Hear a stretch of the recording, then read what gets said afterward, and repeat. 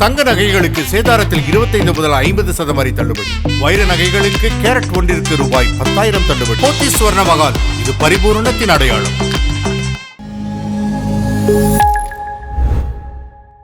நாதஸ் நேயர்களுக்கு வணக்கம். இன்னைக்கு நம்ம பேச போற தலைப்பு அல்சைமர் டிசீஸ். முதுமையை பாதிக்கக்கூடிய ஒரு கொடுமையான நோய் தான் இந்த அல்சைமர் நோய். மூளையில இருக்கக்கூடிய செல்கள் கொஞ்சம் கொஞ்சமா இறந்து போகும். அதனால நமக்கு ஞாபக மறதி ஏற்படும். இந்த ஞாபக மறதியை டிமென்ஷியா அப்படின்னு சொல்லுவோம். வயதானவர்களுக்கு ஞாபக மறதி ஏற்படுறது ரொம்ப கேஷுவல் தான். ஆனா இது அதி தீவிரமான ஞாபக மறதி நோய். இந்த நோயோடைய பாதிப்பு கொஞ்சம் கொஞ்சமா அதிகரிச்சுக்கிட்டே போகும். பேஷண்ட்டோடைய செயல்திறன் கொஞ்சம் கொஞ்சமா குறைஞ்சிக்கிட்டே வரும். இந்த பிரச்சனை யூஸ்வலா 60 வயதுக்கு மேற்பட்டவங்களுக்கு 5%, 80 வயதுக்கு மேற்பட்டவங்களுக்கு 50% பாதிக்கப்படுது. ஞாபக மறதி பிரச்சனை ஏற்படுறதுக்கான காரணங்கள் என்ன அப்படிங்கிறத பார்க்கலாம். First BP. பிளட் ப்ரெஷர் அதிகமாக இருந்தால் மூளைக்கு ரத்த ஓட்டம் கம்மியாக போகும். அதனால நமக்கு செல்கள் இறந்து போயிட்டு ஞாபக மறதி ஏற்படுறதுக்கான வாய்ப்புகள் அதிகம் இருக்கு. அடுத்து மூளையில் ஏதாவது இரத்த கசிவோ இல்லை இரத்த குழாய் அடைப்போ இல்லை புற்றுநோய் கட்டிகளோ ஏதாவது இருந்தாலோ இந்த பிரச்சனை ஏற்படுறதுக்கான வாய்ப்புகள் அதிகம் இருக்கு. ஈவன் தைராய்டு பிரச்சனை இருந்தா கூட இது மூளையை பாதிக்கும். அடுத்தது ஆல்கஹால் ஸ்மோக்கிங் பழக்கம் உள்ளவங்களுக்கு இந்த பிரச்சனை சீக்கிரமாவே ஏற்படுறதுக்கு வாய்ப்புகள் அதிகம் இருக்கு. இந்த அல்சைமர் நோய் ஆண்களை விட பெண்கள் தான் அதிகம் பாதிக்கப்படுறாங்க. காரணம் பெண்கள் ஆண்களை விட அதிக நாட்கள் வாழறாங்கன்னோ, பெண்களுக்கு மன அழுத்தம், பிறரை பராமரிக்கிற வேலைகள் அதிகம் இருக்கிறதுனால இவங்களுக்கு இந்த பிரச்சனை வருது அப்படின்னு சொல்லப்படுது. சரி, இந்த பிரச்சனைக்கான அறிகுறிகள் என்ன அப்படின்னு பார்ப்போம். இந்த பிரச்சனையை மைல்டு, மாட்ரேட், சிவியர் அப்படின்னு 3ஆ டிவைட் பண்ணுறோம். மைல்டு அதாவது ஆரம்பத்தில் இனிஷியலாக இவங்களுக்கு ரீசண்டாக நடந்தது எதுவுமே ஞாபகத்தில் இருக்காது. ஷார்ட் டேர்ம் மெமரி லாஸ் இருக்கும். எக்ஸாம்பிளுக்கு காலையில் என்ன சாப்பிட்டீங்க அப்படின்னு கேட்டால் கூட அவங்க என்ன சாப்பிட்டாங்கங்கிறத மறந்து போயிடுவாங்க. அடுத்தது மாட்ரேட்டில் இந்த பிரச்சனை கொஞ்சம் அதிகமாக இருக்கும், மறதி அதிகமாக இருக்கும். நம்ம மூளையில் ஹிப்போகேம்பஸ் அப்படிங்கிற ஒரு பகுதி இருக்குது. இந்த ஹிப்போகேம்பஸ் பகுதி தான் மூளையில் இருக்கிற ஷார்ட் டேர்ம் மெமரிஸை ஸ்டோர் பண்ணுறதுக்கு நமக்கு யூஸ் ஆகுது. ஸோ இந்த பகுதி பாதிக்கப்படுறதுனால நமக்கு ஷார்ட் டேர்ம் மெமரி லாஸ் ஏற்படுது. ஆனால் இந்த அல்சைமர் நோயால் பாதிக்கப்பட்டவங்களுக்கு நீண்ட கால நினைவுகள் நல்லாவே ஞாபகத்தில் இருக்கும். அடுத்து சிவியர் ஸ்டேஜ். சிவியர் ஸ்டேஜில் பார்த்தீங்கன்னா இவங்க எங்கே இருக்கிறோம், என்ன பண்ணுறோம் எதுவுமே அவங்களுக்கு ஞாபகம் இருக்காது.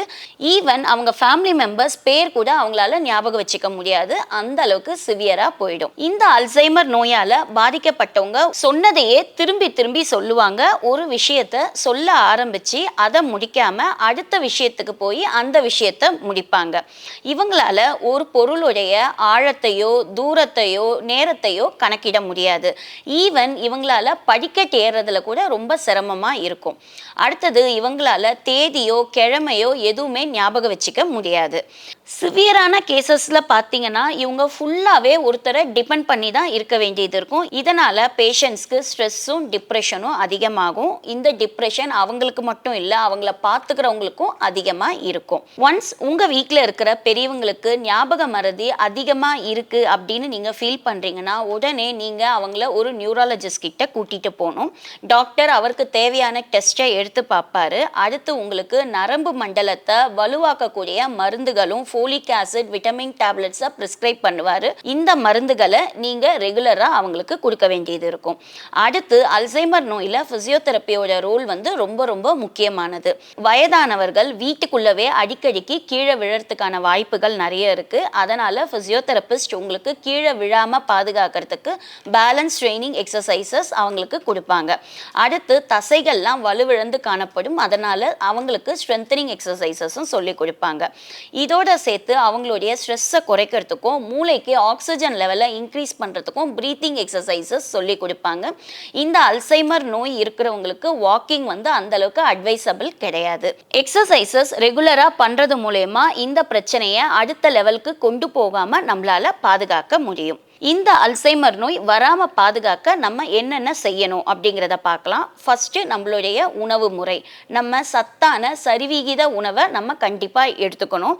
நம்ம சத்தான உணவுகளை எடுத்துக்கும் போது நம்மளுடைய மெமரி என்ஹான்ஸ் பண்ணும். இதனால நமக்கு இந்த ஞாபக மறதி நோய் வராம பாதுகாக்க முடியும். அடுத்தது உங்களுக்கு பிபி, டயபெட்டிஸ், தைராய்டு ப்ராப்ளம் இதெல்லாம் இருக்குன்னா இது எல்லாமே கண்ட்ரோலில் இருக்கணும்.